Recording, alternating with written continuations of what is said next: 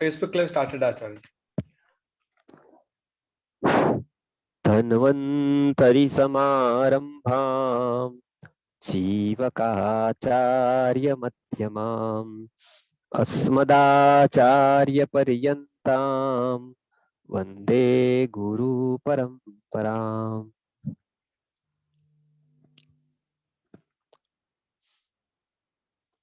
अभी हमने संस्कृत की वाक्य रचना के विषय पर देखा। संस्कृत के बहुत सारे मैसेजेस मेरे पास आए, उसमें बहुत लोग सीख रहे हैं। अभी उसमें हम पहले का ही पुनरावर्तन करते हैं, थोड़ा उसमें अभी हम सीखते हैं नया। तो हमको बार बार जो हमारा प्रायः करके हम सीख नहीं पाते हैं व्यवहार से, क्योंकि हम संस्कृत में व्यवहार नहीं देखते हैं।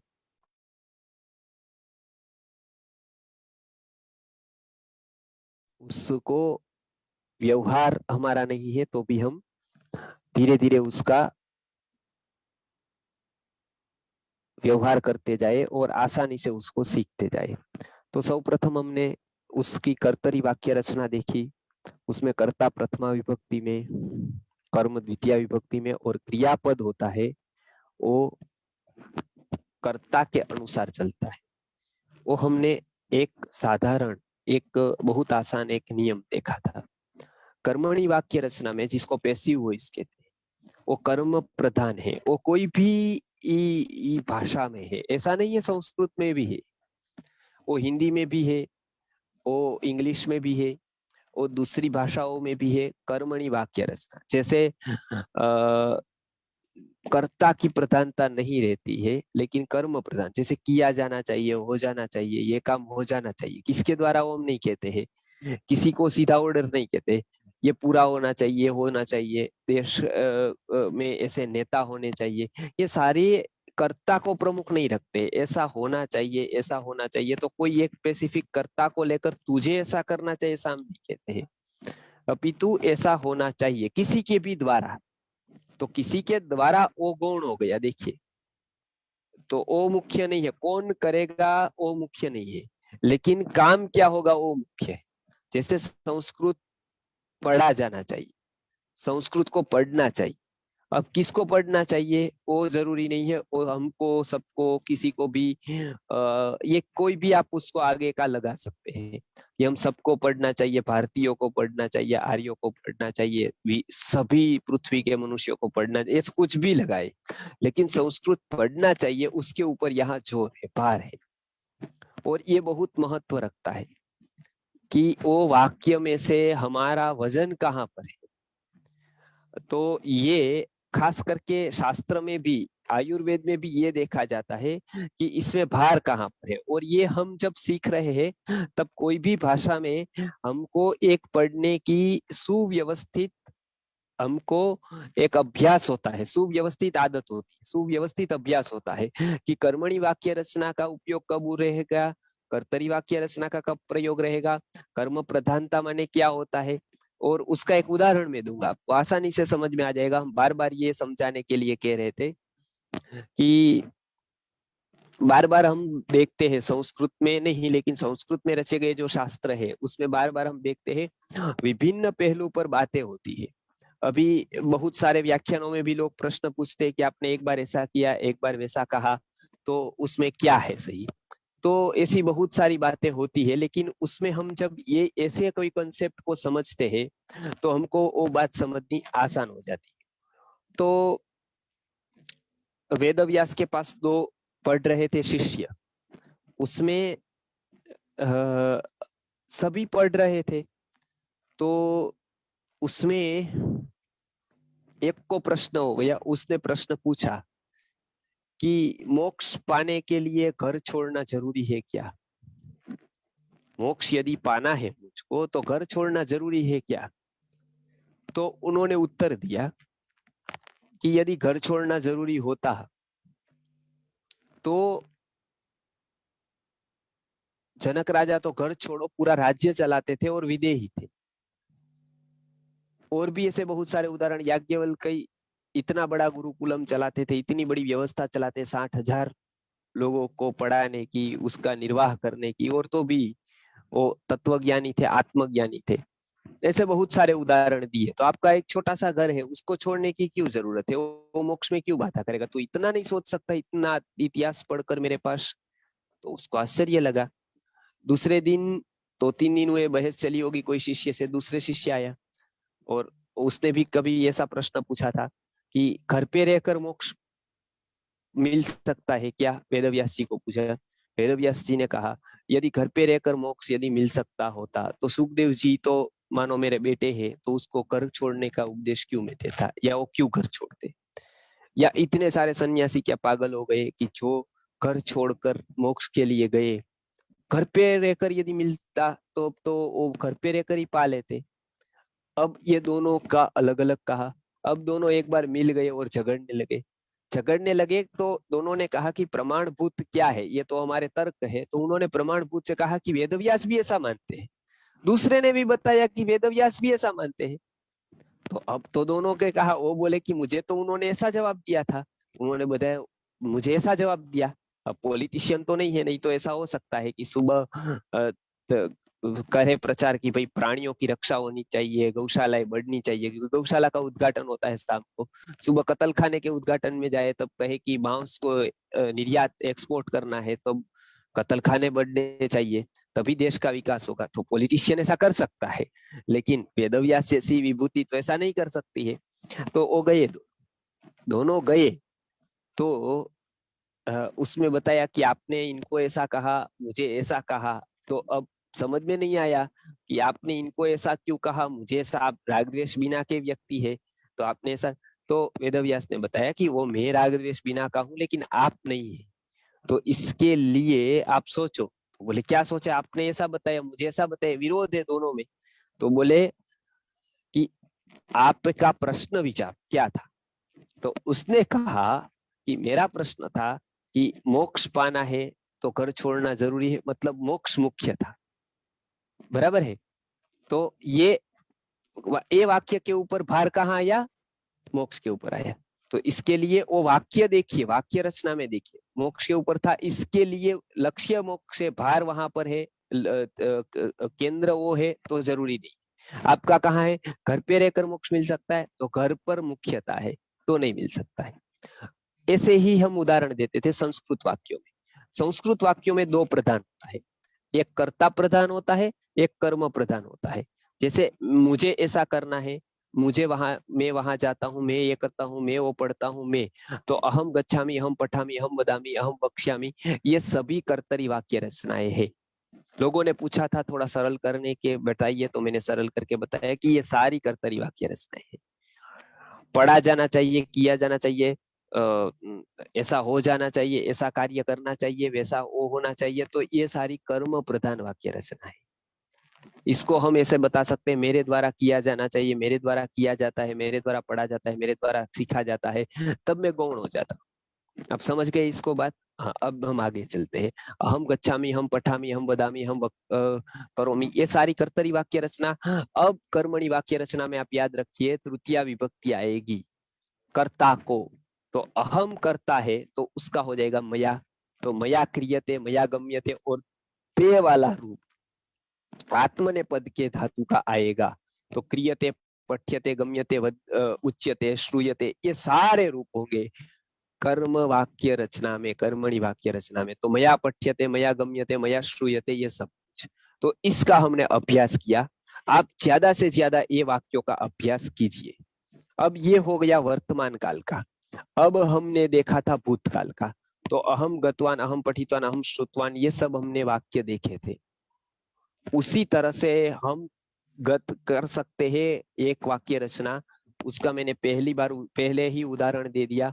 मया गतम, मया श्रुतम, मया पठितम, मया उक्तम, मया गतम, इस तरह से आप कर सकते हैं। गतम गते गतानी, गतम गते गतानी, तो ये सारा ज्ञान की तरह चलेगा। कर्म पुल्लिंग में है तो ये पुल्लिंग होगा। जैसे मया ग्रामः गतः, मया पाठः पठितः, मया गीतम श्रुतम, मया गीता, पठिता, मया भोजनं कृतं, मया कार्यं कृतं, मया वाक्यं रचितं, मया चित्रं दृष्टं, मया प्रवचनं कृतं, मया दूरध्वनिः कृतः। दूरध्वनिः शब्द पुल्लिंग में है, कृतः। मया श्लोकः पठितः, मया रामायणं पठितं, मया महाभारतं पठितं, मया आयुर्वेदः पठितः, मया चरक संहिता पठिता। आप एक बात याद रखिए कि आपका टोन दोनों में एक आएगा।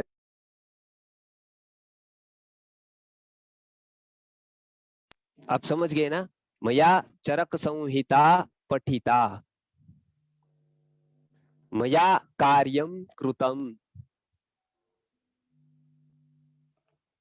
मया पाठः पठितः, मया वाक्यम् उक्तम्, मया कार्यं कृतं।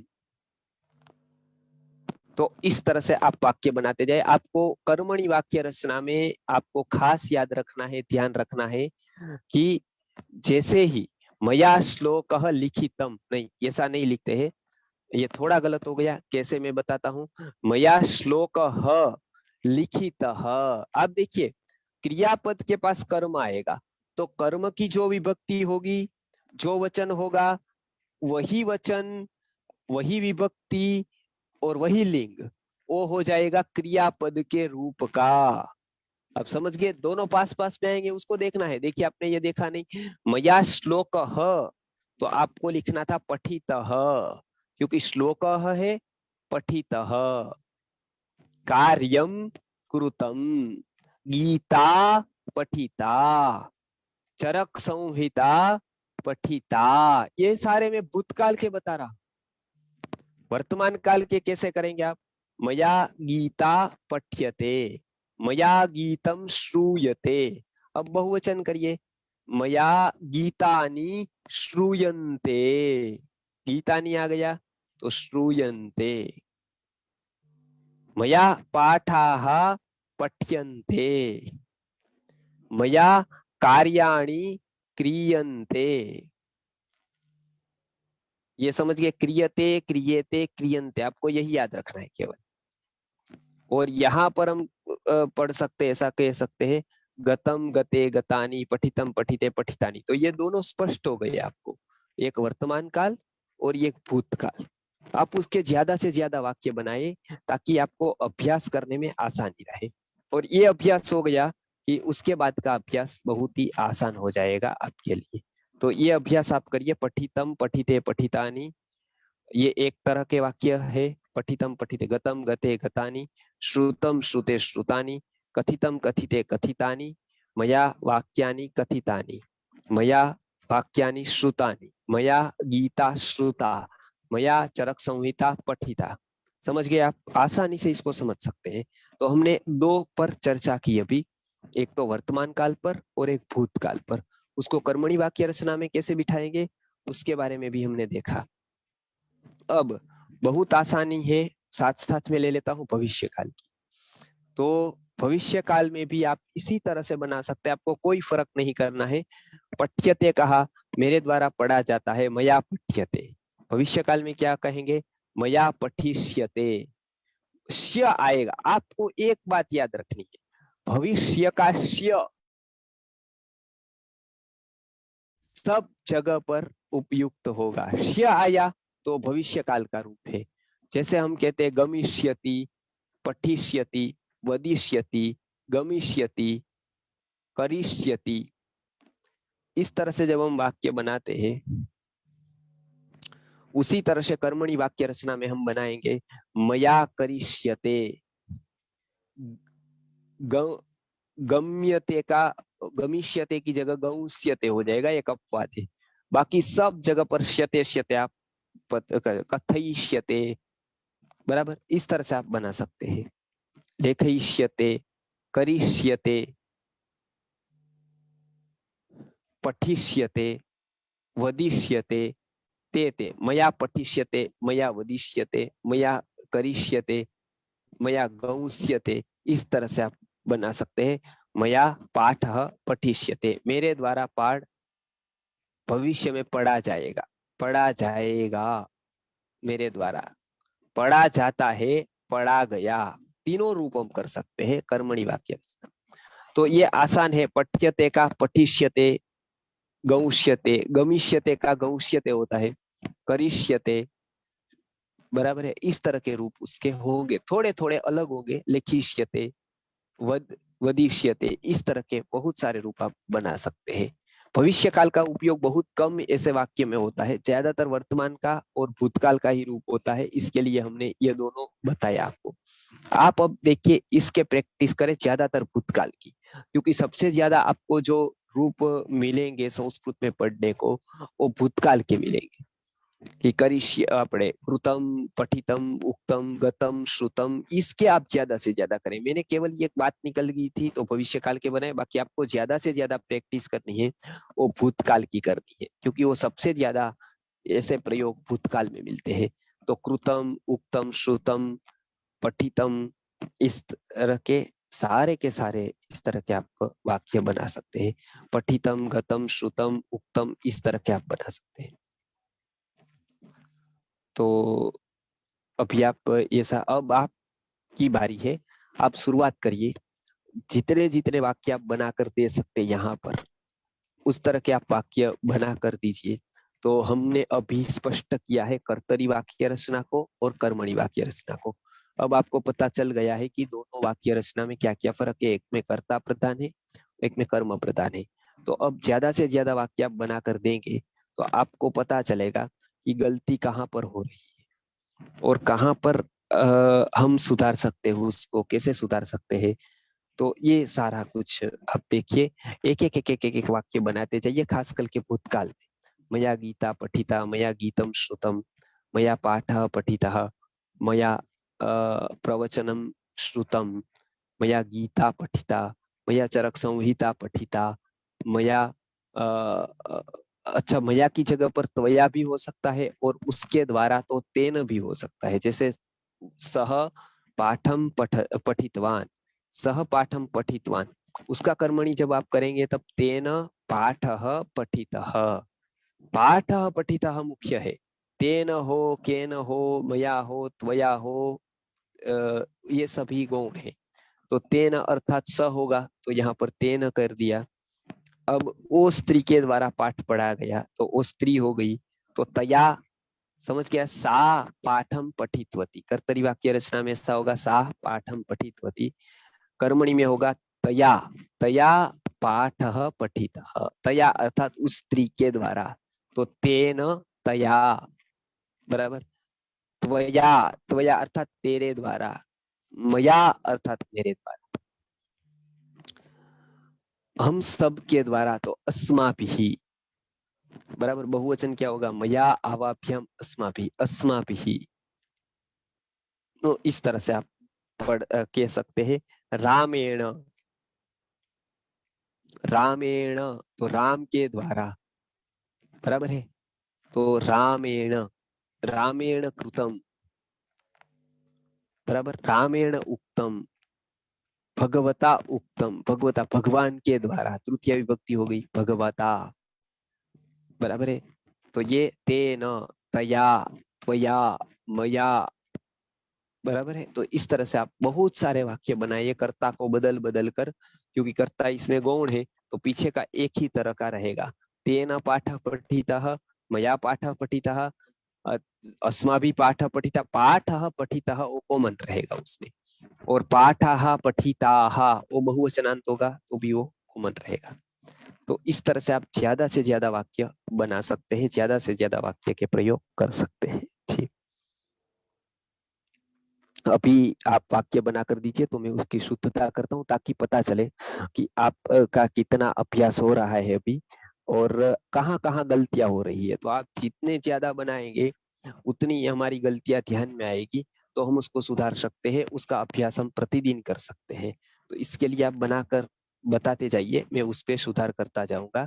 तो जल्दी से जल्दी आप वाक्य बनाकर बताते जाइए।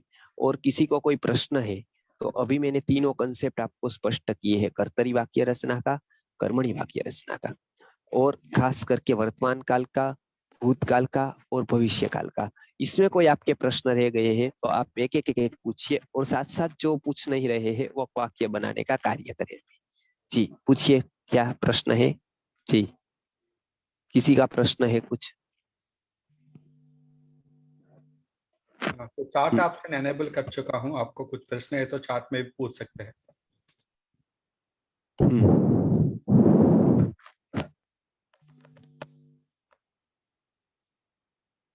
हेलो, आप पूछिए क्या था?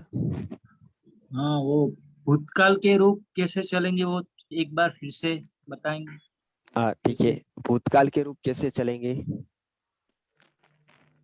तेन द्वौ गीते, द्वे गीते श्रुते, द्वे आएगा, दो पुल्लिंग में होगा, द्वे स्त्रीलिंग में होगा, नपुंसकलिंग में द्वयम होगा।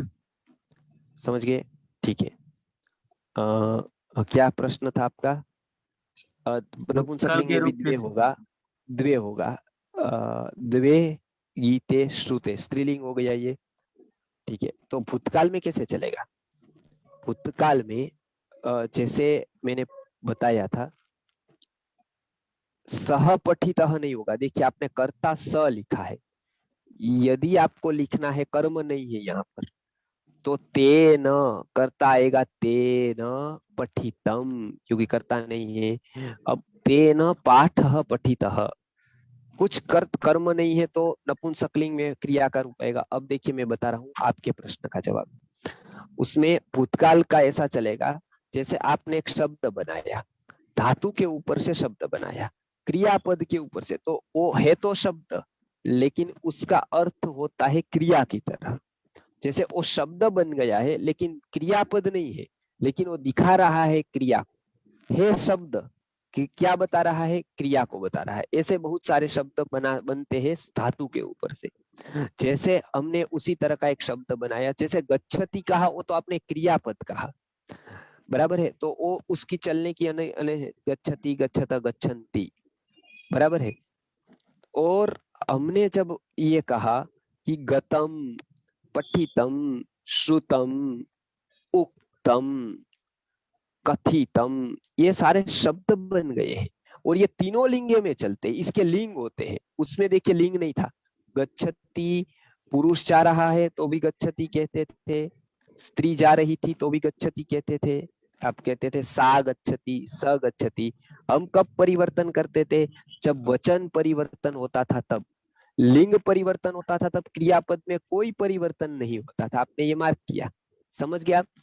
लिंग परिवर्तन जब कर्ता का होता था तब क्रियापद में कोई अंतर नहीं आता था, वचन में अंतर आता था तो क्रियापद में अंतर आता था। आप देखिए, जैसे अहम गच्छामि, तो अहम गच्छामि यदि मैं स्त्री हूँ, उत्तम पुरुष हूँ, मैं मेरी ही बात करता हूं, तो मैं चाहे स्त्री हूं तो भी ये कहूंगा अहम गच्छामि, मैं चाहे पुरुष हूं तो भी यही कहूंगा अहम गच्छामि। अब सह अर्थात ओ पुरुष, ओ यदि सह पुरुषः, सह अर्थात पुरुष, तो सह पठति, वो पढ़ रहा है। अब वही बात यदि स्त्री के बारे में बतानी हो कि वो स्त्री पढ़ रही है, तो भी हम क्या कहेंगे? सा पठति। पठति में कोई अंतर नहीं हुआ, यहाँ स और सा बदल गया। और नपुंसकलिंग में भी यदि हम कहते हैं कोई नपुंसक व्यक्ति है और वो पढ़ रहा है, तो तत्पठति।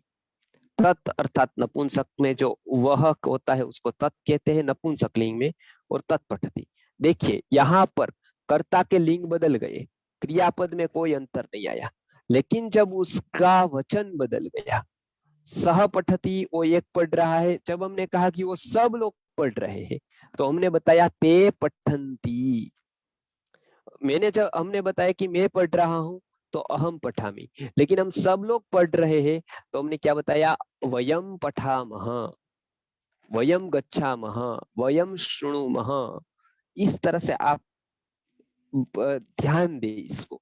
अब कर्मणि वाक्य रचना में क्या हुआ, कर्मणी वाक्य रचना में कर्ता को देखती ही नहीं है क्रिया का कोई भी, उसको कर्ता को देखना नहीं है, समझ गया। वहां पर क्या होता था, कर्ता को देखता था लेकिन कर्ता के वचन को देखता था, लिंग को नहीं। लिंग कौन सा भी हो वो ऐसे ही चलेगी। अब यहाँ पर कर्मणी वाक्य रचना में क्या होगा, लिंग को देखेगी क्रिया, क्योंकि वो कर्म को देख रही है, बराबर है, कर्म को देख रही है।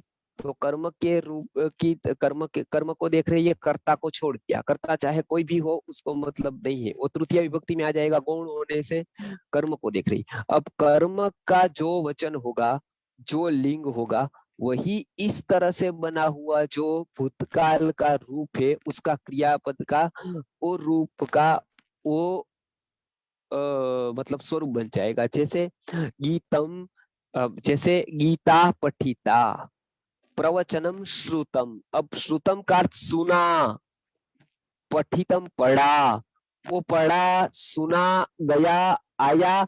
हिंदी में जैसे शब्द है, आपको पता है आया, वो एक शब्द है, और वो आया का अर्थ होता है कि कोई व्यक्ति आ गया। सुना, पढ़ा, गया, खाया, पाया, ये सब शब्द हो गए, बराबर है। पी रहा हूं, जा रहा हूं, आ रहा हूं, ये क्रियापद है। लेकिन पाया, खाया, ये सब भूतकाल के रूप है। लेकिन पाया, खोया, गया, पढ़ा, ये सभी शब्द भी बन गए हैं। तो ये दो दो अक्षर के शब्द भूतकाल की क्रिया को उसी तरह से इंगित कर रहे हैं, बता रहे हैं। उसी तरह से संस्कृत में ये शब्द बन जाता है, और वो कैसे चलता है, कर्म के अनुसार, क्योंकि उसका उपयोग कहाँ होता है, कर्मणि वाक्य रचना। पठितम, श्रुतम, गतम, ये कभी भी कर्तरी वाक्य रचना में नहीं आएगा। इसके लिए अहम पठ, अहम पठम, अहम गतम ऐसा नहीं आएगा। मया गतम, मया श्रुतम, मया कथितम, मया उक्तम, इसी तरह से होगा। तो आपको एक खास ध्यान रखना है, भूतकाल के रूप ऐसे चलेंगे और वो तीनों लिंगों में चलेंगे। गता रमा की तरह चलेगा, राम की तरह चलेगा, गतः, और रमा की तरह गता, और नपुंसकलिंग में ज्ञानम की तरह गतम। समझ गए, तीन शब्द याद रखने हैं आपको, एक स्त्रीलिंग का, एक पुल्लिंग का, और एक नपुंसकलिंग का। ठीक है, आप ये ध्यान रखें। अभी आप ज्यादा से ज्यादा वाक्य बनाकर आप मुझे बताइए, तो उसके अनुसार हम यहाँ पर ये करते जाएंगे, उसका पुनरावर्तन, मतलब उसका जो हम है ट्रांसलेशन करते जाएंगे। और जहां जहां पर थोड़ी सी भी गलती होती है वहां पर हम उसको सुधारने का प्रयत्न करेंगे। जी। त्वया गीतम, आप पहले भूतकाल के ही करें, भविष्य काल के न करें। भविष्य काल के कठिन है, भविष्य काल के नहीं। भूतकाल पहले स्पष्ट कर दीजिए, वर्तमान काल स्पष्ट कर दीजिए, दो ही काल के वाक्य बनाइए आप। भविष्य काल के थोड़े कठिन है। जी।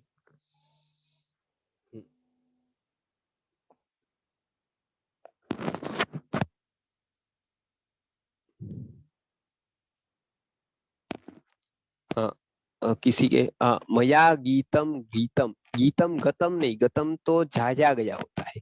तो गीतम श्रुतम होगा, गीत सुना, अथवा गीतम गायितम होगा, गीतम गीतम होगा, गीत गाया, मेरे द्वारा गीत गाया गया। मया गीतम गीतम, मया गीतम श्रुतम, श्रुतम सुना गया। जी, आगे कोई पूछ सकते हैं? जी, किसी के प्रश्न है, बोलिए, प्रश्न है तो आप। जी हाँ, मया पुस्तकम रचितम, बराबर है। म ठीक से कर दीजिए, आता है इसके लिए बराबर।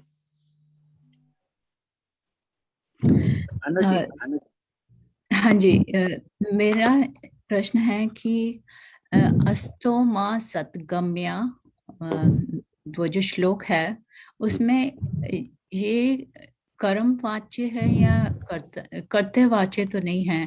बिकॉज इंग्लिश में इसका ट्रांसलेशन होता है कि मुझे अंधकार से प्रकाश की ओर ले चलो, राइट? तो एक ठीक है। तो ये भविष्य भूतकाल में आएगा या वर्तमान में आएगा? ये नहीं तो भूतकाल है, नहीं तो वर्तमान है।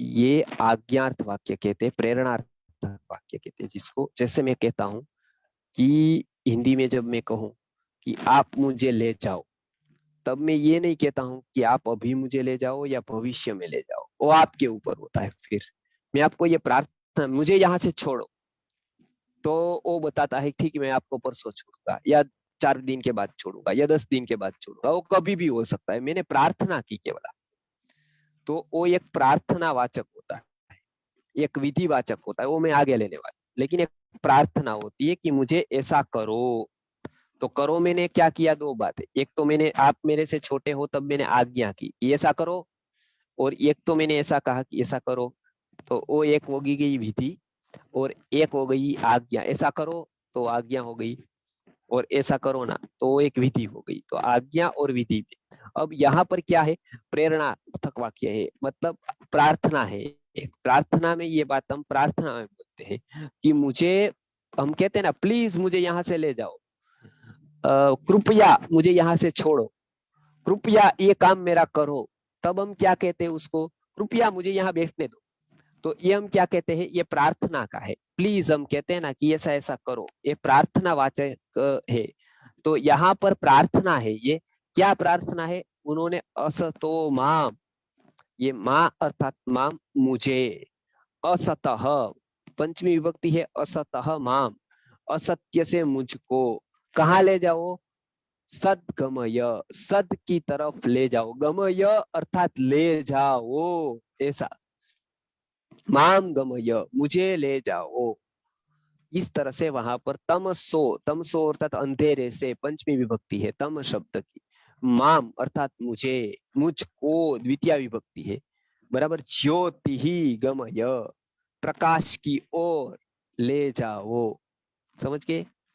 मया भोजनम करोमि ये वाक्य गलत है।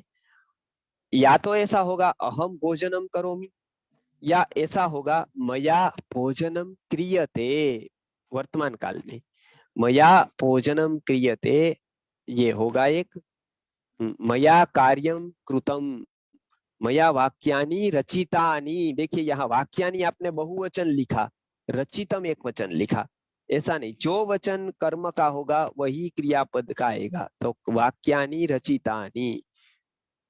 तो ये बहन आपका जो प्रश्न था वो ये आज्ञा प्रार्थना में ये वाक्य है, गमय पठय इस तरह से जो है वो इस तरह के उपयोग होगा, गमय कथय इस तरह से जी। तो ये से आप उसको देख सकते, ये नहीं तो भूतकाल है नहीं तो वर्तमान काल है, इसको एक अलग रूप है उसका, वो है प्रार्थना का जी। अभी कोई डाउट्स नहीं है आचार्य जी, तो जी कल मया पूर्व अपेक्षा अधिकम अध्ययनम जी। अभी कोई डाउट्स नहीं है तो हम कल देखते हैं, और कल लोगों के जो प्रश्न है शरद पूर्णिमा के ऊपर उसका समाधान कल है। ठीक है, कल रात को 9 बजे मिलेंगे। ठीक है। आप सब जुड़िए और मैक्सिमम लोगों को फॉरवर्ड कीजिए, क्योंकि जो वो प्रयोग आचार्य जी बोलने वाले हैं बहुत सारे अस्थमा पेशेंट्स को या ऐसा बीमारियों में काम आएगा। प्लीज सबको ये ज्ञान पहुंचाने में हेल्प कीजिए। बहुत बहुत धन्यवाद आचार्य जी, कल मिल रहे हैं हम लोग। Thank you Acharya.